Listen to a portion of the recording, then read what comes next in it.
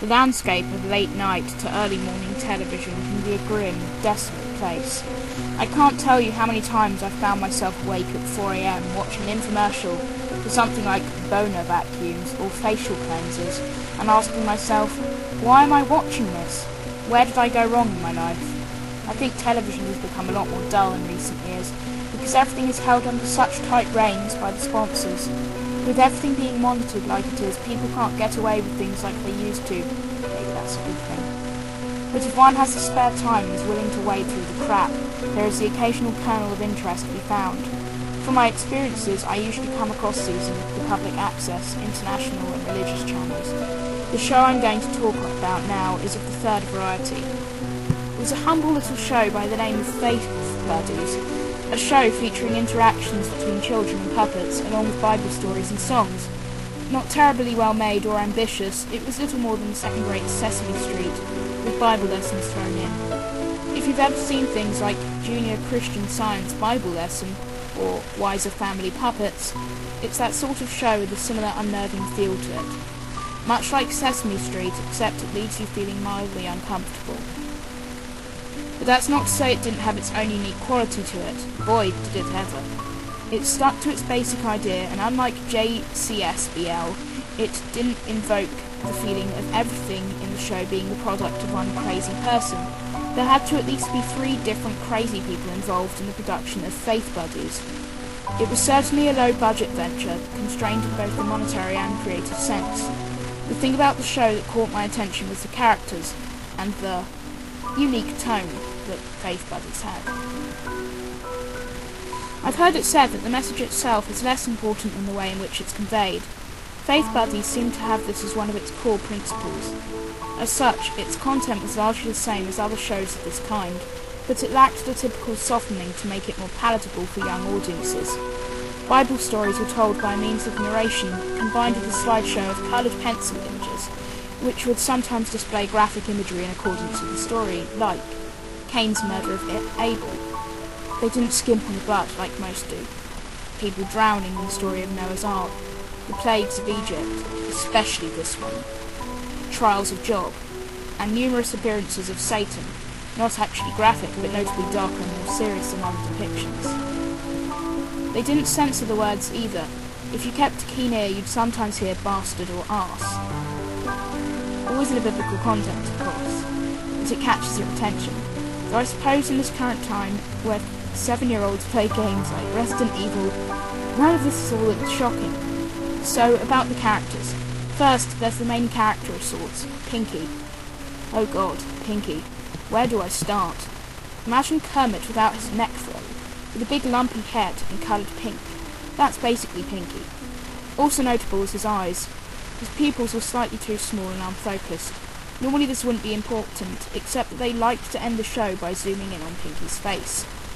The character is referred to as a he, but I could never tell whether his voice actor was a man or a woman. Either way, they gave Pinky a bizarre voice, and it didn't help that he would often give his sentences a painfully drawn-out delivery at random. I can only guess that this was done to ensure that the dumb kids get it, as Pinky had a tone bordering on condescending.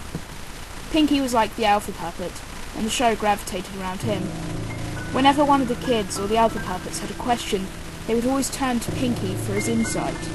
Though Pinky was typically shown with a Bible and would give verses most of the time, there would be other times when he didn't mention the Bible at all and seemed to be giving answers on a whim.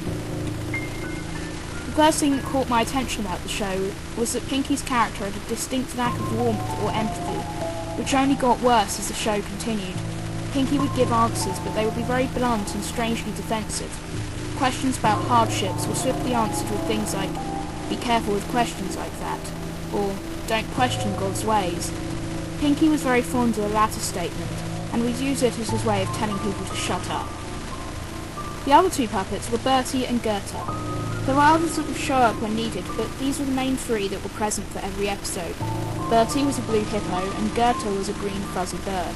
They were both little more than dim-witted idiots, whose sole purpose was to be the foil for Pinky.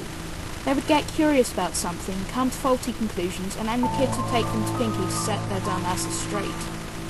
Pinky would give them a weird, disjointed lecture, and they would then change their opinion.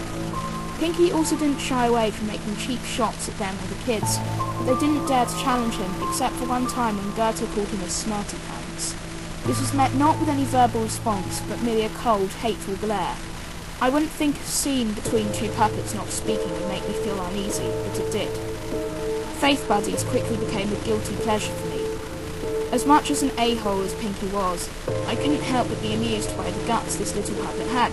Pinky would tell it like it is, from his perspective, regardless of whether his words were appropriate or made any sense, and he just did not give a care whether he offended people or not. This was very evident in the homosexuality episode. Yes, they had an episode about this particular topic. This delicate subject was treated with all the subtlety of a hammer on glass. Sodom and Gomorrah, drawings of bearded men French kissing, Leviticus 20:13, dubious statistics regarding AIDS, the whole shebang. Pinky went so far as to suggest that prison rape was a mass conspiracy concocted by Satan to turn men gay. It was funny up until the end when this little girl was talking to Pinky about her older brother, who had recently come out to his family. Pinky proceeded to scowl at her about how he was a gay destined to hell, leaving the poor girl on the verge of tears. That was when I first started to really question what the intent was behind the show. It was always a little odd, but the latter episodes had become quite vile and mean-spirited. This would culminate in the show's last episode. Along with everything else, even the way Faith Buddies started an episode was strange. It would usually feature Pinky asking questions like, "How do you feel about X?" before saying, "Today we're going to talk about Y," followed by a black title card showing a word like guilt or forgiveness in white font. The word for the last episode was predestination, and right from that moment I had this feeling in my gut that something wasn't right. I had seen other kids' shows touch on controversial subjects like homosexuality and sin, although briefly and with a lot more tact. But I had never seen a children's show focus on or even mention predestination before. I must admit I was really curious as to where they were going with this. I should have known better.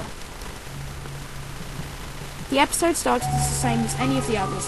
Bertie mentions an idea he heard called predestination and talks about it with Goethe and some kids. A lot of goofiness and messing around with musical numbers and such. Then they go ask Pinky about it. Pinky reacted to this concept in an entirely too pleased manner, unlike anything seen before. A little boy asks him to clarify what it means, and he's told some people are destined for heaven and some are destined for hell, and rambles about the power of God. The boy asks, "Didn't Jesus die to save everyone?" And Pinky replies, "He died for the chosen ones." The other children gradually begin to grasp the gravity of this and become visually afraid. The same boy asks him, "How do people know where they're predestined to go?" Pinky tells him, "You won't know for sure until you die, but if you look deep in your heart, you might just find the answer." Pinky then stares at the screen and everything comes to a halt. I thought the show was over until another title card comes up. "There is no redemption for the damned."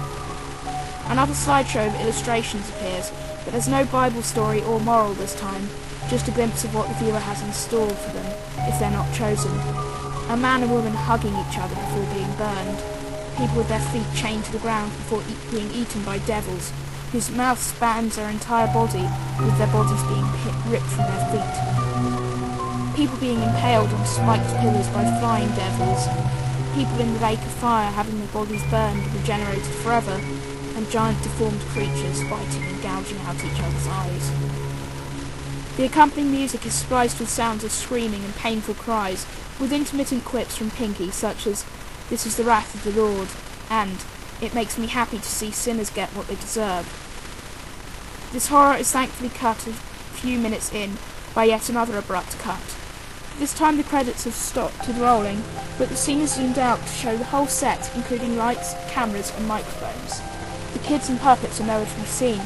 A man in a black hood enters the room and proceeds to douse everything in gasoline before setting it aflame. The cameraman follows him out, and the last scene shows a black-hooded man and the cameraman laughing as they toss all the puppets used in the show into a furnace, with the final shot being a close-up of the burning Pinky puppet.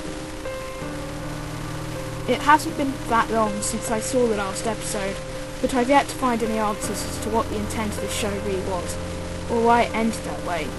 I had some guesses that it might have been a covert parody all along, Or perhaps the show's founders got their funding cut and this was their way of getting back. Or maybe they were just crazy. I really don't know.